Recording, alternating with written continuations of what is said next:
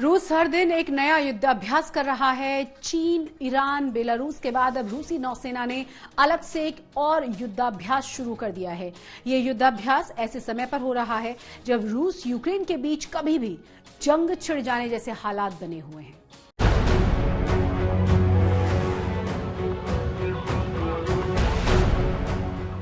ये रूस की धमक है, एक महाशक्ति का शक्ति प्रदर्शन। यूक्रेन से बढ़ते विवाद के बीच हर दूसरे दिन आज रूस अपने दुश्मनों को ऐसी ही तस्वीरों से जवाब दे रहा है। युद्धाभ्यास की ये वो तस्वीरें हैं जिसने यूक्रेन से लेकर अमेरिका और पूरे यूरोप की बेचैनी बढ़ा दी है। आर्कटिक के बेरेंट्स सागर में हो रहे इस युद्धाभ्यास में रूसी सेना ने अपने सबसे आधुनिक युद्धपोतों को उतारा है। रूसी नौसेना के इस उत्तरी बेड़े से एक तरफ जहां यूक्रेन घबरा रहा है, वहीं अमेरिका भी चिंतित नजर आ रहा है। यही कारण है कि इस युद्धाभ्यास पर पश्चिमी देश नजरें गड़ाए बैठे हैं। रूस भले ही यूक्रेन पर हमला नहीं करने की बात कर रहा है, मगर अमेरिका से लेकर ब्रिटेन और यूरोप के अधिकतर देश आज इसे मानने को राजी होते नहीं दिख रहे। यही वजह है कि अमेरिका के बाद ब्रिटेन ने भी अब रूस को धमकी दे दी। ब्रिटेन के विदेश मंत्री ने धमकी देते हुए कहा है कि अगर रूस यूक्रेन पर हमला करता है तो ब्रिटेन रूस पर कड़े प्रतिबंध लगाएगा। इन धमकियों के बाद रूस ने साफ कह दिया है कि अगर उसकी मांग नहीं मानी जाती है तो परिणाम गंभीर होंगे। बता दें कि रूस ने मांग की है कि अमेरिका यूक्रेन को नाटो देश का हिस्सा नहीं बनाए। साथ ही अमेरिका और पश्चिमी देश रूस के प्रति आक्रामक नीतियों को लाना बंद करें। आज तक ब्यूरो। रूस और यूक्रेन में गतिरोध लगातार बढ़ता जा रहा है। जहां एक ओर यूक्रेन सीमा पर रूस अपना सैन्य जमावड़ा बढ़ाता जा रहा है, वहीं यूरोपीय देशों के साथ ही अमेरिका ने भी यूक्रेन के समर्थन में खुलकर बातें करनी शुरू कर दी हैं। अमेरिका अब रूसी राष्ट्रपति पर प्रतिबंध लगाने की बात कर रहा है।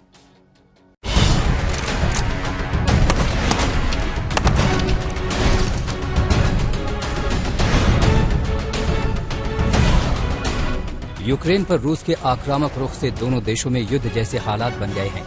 रिपोर्ट्स के अनुसार रूस ने यूक्रेन से लगती सीमा पर 1 लाख से भी अधिक सैनिकों की तैनाती कर रखी है। ऐसे में अमेरिका समेत यूरोप के कई देशों ने आशंका जताई है कि रूस किसी भी समय यूक्रेन पर हमला कर सकता है। रूस और यूक्रेन के बीच युद्ध की आशंका इसलिए भी और बढ़ जाती है क्योंकि एक दिन पहले ही अमेरिका ने अपने नागरिकों को यूक्रेन छोड़ने की सलाह दी है। इसके अलावा ऐसी भी खबरें हैं कि अमेरिका यूक्रेन स्थित कीव से अपने दूतावास खाली करवा रहा है। रूस और यूक्रेन के बीच पनपे इस तनाव ने महाशक्तियों के बीच जंग होने का खतरा भी बढ़ा दिया है। अमेरिका पहले ही संभावित युद्ध को लेकर रूस को चेतावनी दे चुका है, लेकिन इसके बाद भी रूस पर कोई फर्क पड़ता नजर नहीं आ रहा है। ऐसे में अब अमेरिका रूस के राष्ट्रपति व्लादिमीर पुतिन पर प्रतिबंध लगाने की तैयारी कर रहा है। राष्ट्रपति जो बाइडेन ने कहा कि अगर रूस यूक्रेन पर हमला करता है तो अमेरिका रूस के राष्ट्रपति व्लादिमीर पुतिन पर व्यक्तिगत प्रतिबंध लगाने पर विचार करेगा।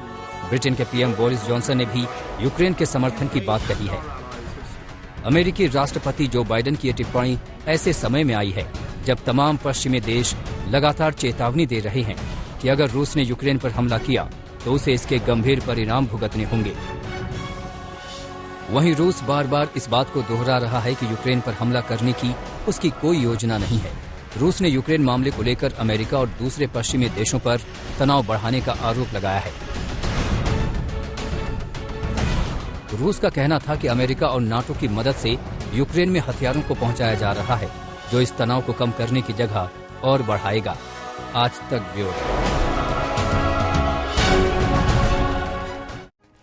चीन की राजधानी बीजिंग में 14 नए कोरोना के केसेस आने के बाद फिर से हड़कंप मचा है। बीजिंग में 4 फरवरी से विंटर ओलंपिक्स होने जा रहे हैं और इसी वजह से शहर में बड़े पैमाने पर लोगों की टेस्टिंग शुरू हुई है।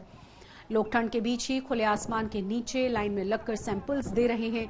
हालांकि कुछ बुजुर्ग नागरिक ठंड में खुले होने की वजह से टेस्टिंग का विरोध करते हुए भी नजर आए, जबकि कुछ लोग इस सख्ती के समर्थन में भी नजर आए।